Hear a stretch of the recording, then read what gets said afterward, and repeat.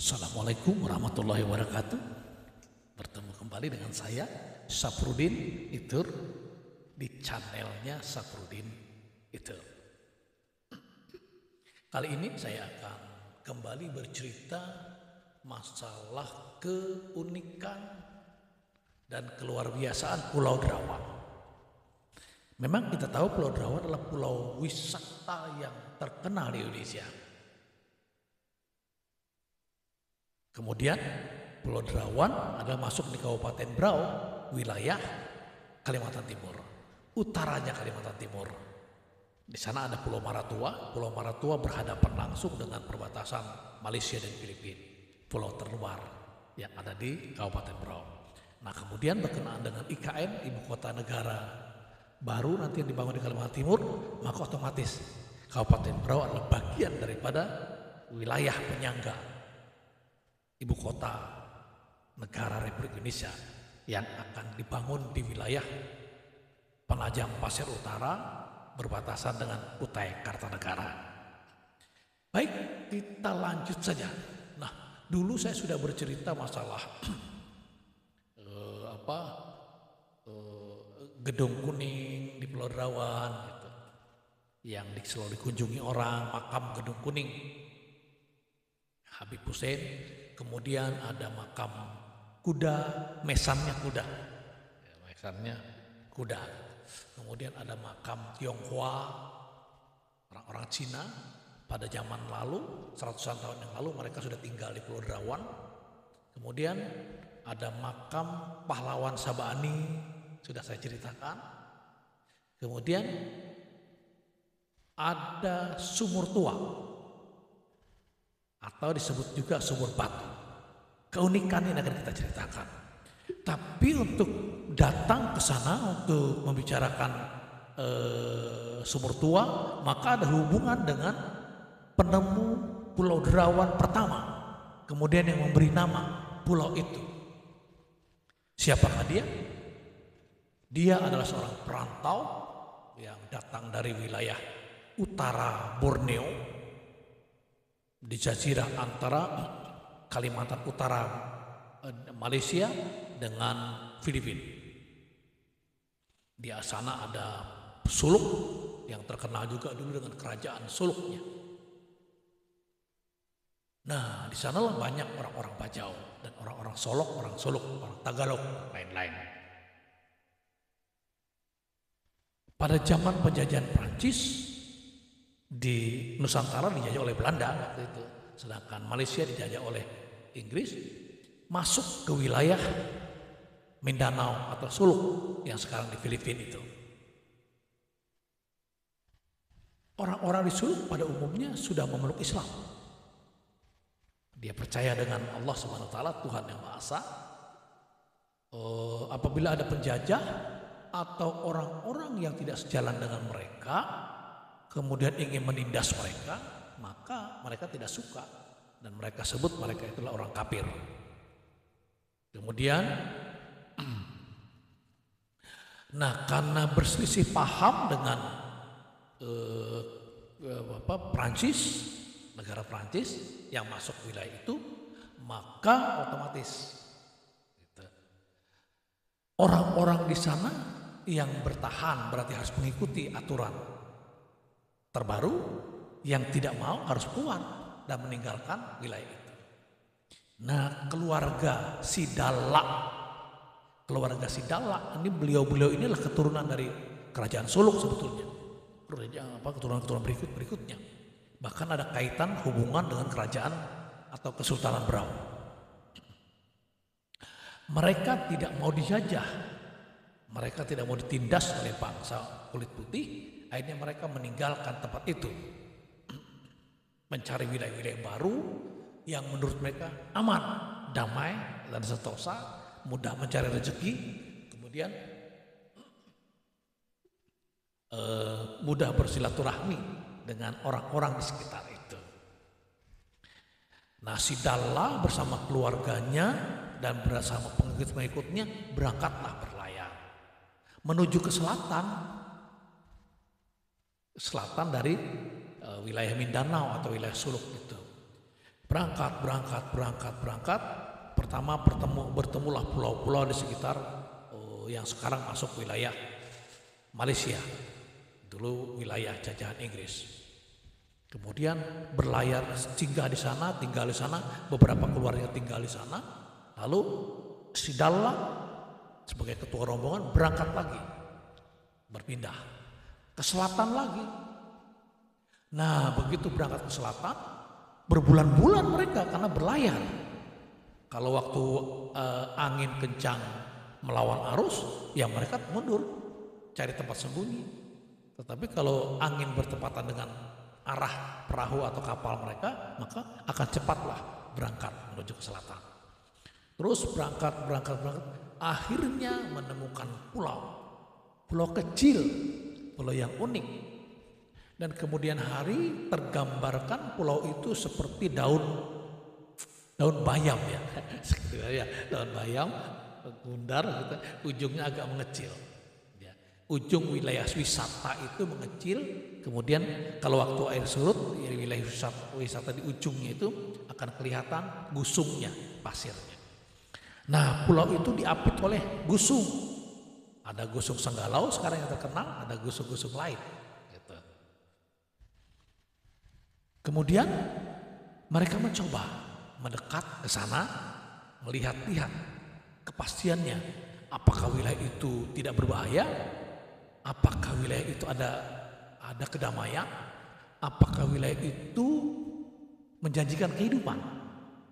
Begitu didekati, kemudian mereka coba rintis-rintis di daerah darat-daratnya itu penuh dengan kayu bakau, kayu mangrove, kayu perpat gitu, kayu-kayu keras yang menumbuhi wilayah pantai. Tetapi waktu air surut kelihatan pantainya putih, indah sekali, berbeda dengan pantai-pantai lain. Nah, di samping itu mereka kan begitu mencoba untuk merintis-rintis, mereka kan butuh air. Maka masuklah mereka jauh ke dalam pulau itu. Diperkirakan ya sekitar 100 meter ya, atau 150 meter atau 200 meter begitu masuk ke dalam. Mereka gali sumur di sana. Ternyata airnya air tawar. Nah, begitu mereka menemukan air tawar itu bisa untuk minum, bisa untuk masak nasi, dan bisa untuk menyayur dan sebagainya. Artinya menjanjikan ada kehidupan yang baru, yang lebih baik di tempat ini. Menetaplah mereka di sana bersama keluarganya, kemudian membuat rumah-rumah sederhana yang mereka rintis ke darat, sedangkan perahu-perahu mereka tetap berada di pantai. Waktu air pasang bisa ditarik sampai ke pinggir pantainya, sampai hampir ke darat. Nanti air pasang lagi, baru mereka kalau mau turun, perahunya didorong. Aman perahunya ke sana, dinaikkan ke atas. Sumur sudah ada. Nah, kemudian pulau itu dinamakanlah oleh si Dalla dan keluarganya. Ini penemuan pulau sekitar tahun 1830. Sekali lagi, sekitar tahun 1830 ketemunya.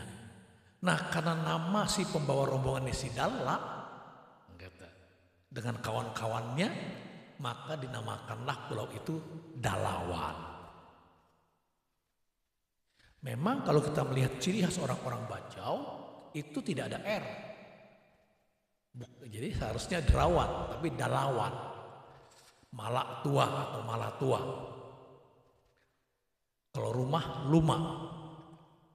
Nah, Dalawan ini kemudian setelah mereka berhidup sana, ada rumah, kemudian ada sumur, banyak orang datang. Orang-orang pencari ikan, orang-orang yang bepergian jauh singgah di sana karena mencari air. Air tersedia banyak, semakin dikenallah si Dalla. Orang-orang berangkat kemana-mana menyebut tempat itu adalah Dalawan. Kemudian hari Dalawan itu menjadi Derawan. Mereka menyebut pulau Nusa, jadi Nusa Dalawan, Nusa Derawan atau Pulau Derawan. Dalam kehidupan terus menurut keturunan-keturunan mereka, di samping tinggal bertahan di sana, sebagian ada pindah ke Sulawesi, semakin ada yang bertahan di wilayah-wilayah yang mereka lewati, keturunan mereka berperahu bersilaturahmi ke sana sampai ke Suluk, gitu. Sulawesi, ke Suluk dan sebagainya, ke Tarakan, kemudian ke Tawau dan sebagainya. Seperti itu pergerakannya. Jadi pergerakan mereka pergerakan internasional, bahkan tidak mengenal batas negara waktu itu. Masuk wilayah Inggris, masuk wilayah Prancis, masuk wilayah Belanda. Gitu. Kan wilayah kita wilayah Belanda waktu itu. Nah di sini ada kerajaan, kesultanan. Mereka kenal dengan Kesultanan Banua, yang kita kenal dengan Kesultanan Brau atau Berayu. Tapi orang Bajau taunya adalah Kesultanan Banua. Sultannya Sultan Banua katanya gitu. Nah mereka mendapat izin dan restu dari Kesultanan Banua itu tinggal di wilayah kerajaan mereka. Kerajaan Banua itu. Nah soal Derawan sudah oke. Nah sekarang soal sumur. Sumur itu kan sumur tua, sumur pertama. Kemudian kalau tidak salah disemen sumur itu. Maka karena sudah disemen, dicor gitu, dikenallah dengan nama sumur batu. Jadi sumur tua, sumur batu. Sumur itu dibangun di sekitar tahun 1830 itu. Jadi sekitar 200 tahun lebih sampai sekarang. Usia sumur itu, usia perkampungan Dalawan, saat Sidalla bersama keluarga dan rombongannya naik ke Pulau Derawan mencari kehidupan baru, dan memang kehidupannya sangat luar biasa dan sangat maju. Nah, ada keunikan yang luar biasa setelah masyarakat semakin banyak di Pulau Derawan. Orang-orang Tionghoa sudah datang ke sana, sebagai penjual emas, pedagang, kemudian yang pembuat kerajinan emas, orang-orang dari Sulawesi berdatangan, orang-orang dari Bulungan berdatangan, orang-orang dari kerajaan Banua tadi berdatangan, kemudian orang-orang dari Sampurna, Suluk dan sebagainya juga sering berdatangan, hilir mudik, perdagangan pun semakin jadi. Pulau Derawan menjadi pulau kelapa akhirnya. Semua sisinya, semua sudut Pulau Derawan ditanami kelapa oleh keturunan, termasuk keturunan Sidalla yang sampai hari ini masih ada tinggal di Pulau Derawan. Apa keajaibannya?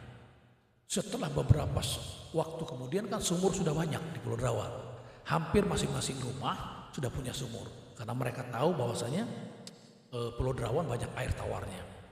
Tetapi yang terbaik ya di sumur tua itu pada masa itu.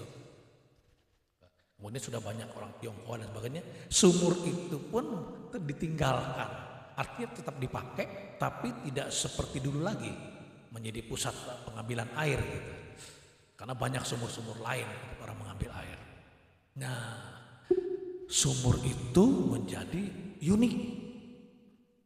Di sana, di dalam sumur tua, sumur batu itu ada seekor buaya warna kuning, tetapi tidak besar.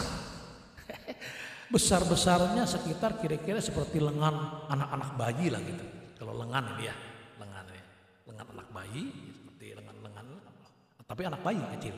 Panjangnya sekitar 30 sentian. Warnanya kuning, tapi gaib. Kadang-kadang ada dan terlihat, kadang-kadang tidak ada. Kadang-kadang sampai bisa dipegang. Buaya itu tidak menyambar, bisa dipegang, ditangkap, dipegang. Tetapi orang-orang Derawan paham, tidak mau mengganggu dan sebagainya, cuma sembarangan terhadap buaya itu. Karena buaya gaib, dianggap buaya sahabat lah, gitu. Mungkin dianggap sahabatnya Sidalla lah, gitu ya. Keunikan lain apa? Setelah kira-kira 1959, tahun 60, tahun 70-an, sering terjadi kerasukan, kesurupan, karena berbuat yang tidak senonoh. Contohnya, berada di dekat sumur tua itu, ngomong yang jorok, ngomong yang sembrono, atau kencing di sekitar sumur itu. Orang itu akan kesurupan. Kasarungan. Begitu kesurupan atau kasarungan itu dia berperilaku seperti buaya, ganas dan matanya melotot, ingin berenang, ingin turun ke laut. Seperti itu. Bagaimana mengatasinya? Mengatasinya sangat mudah. Jadi ambilkan saja telur ayam kampung, kemudian berikan ke mulut si yang jadi buaya tadi, yang kerasukan. Telur itu langsung dimakan dengan kulit-kulitnya. Gitu. Sembuhlah orang itu dari kesurupan, sadar. Nah, persyaratan berikutnya untuk agar tidak terulang lagi, sekaligus meminta maaf, gitu, dibuatlah macam sesajen. Di dalamnya itu ada 1 biji telur ayam, gitu ya. Kemudian ada rokok putih sekarang, kalau dulu daun nipah. Kemudian ada daun sirih yang sudah diolesi dengan kapur.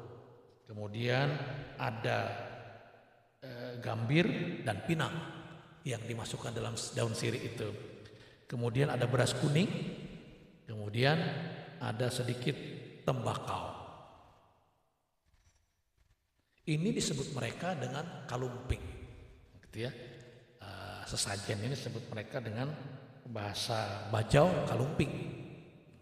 Kemudian sesajen ini diletakkan di dekat sumur atau dibuang ke laut, agar orang tadi yang sudah kesurupan tidak dimasukinya lagi. Itulah keunikan sumur tua. Selain usianya sudah tua, tempatnya hampir di tengah-tengah Pulau Derawan, gitu, bersejarah sekali karena orang yang mengambil itu orang-orang yang sudah zaman-zaman dulu sejak 1830-an datang ke Pulau Derawan mengambil air, selalu ke sana, ke tengah-tengah itu. Airnya tidak pernah kering, berapa orang saja datang, berderum-derum pun orang mengangkut, memikul air membawa ke perahu atau ke kapal, tidak kering. Itulah sekilas kisah asal muasal penemu Pulau Derawan dan kemudian membuat sumur. Keunikan sumur tua, sumur Sidala, sumur tua atau sumur batu yang ada di Pulau Derawan. Semoga kisah ini bermanfaat dan menjadikan wilayah Derawan semakin hebat. Jadikan destinasi selain destinasi laut, destinasi selam, snorkeling, juga destinasi sejarah dan kearifan lokal Pulau Derawan. Suku Bajau yang luar biasa. Terima kasih. Assalamualaikum warahmatullahi wabarakatuh.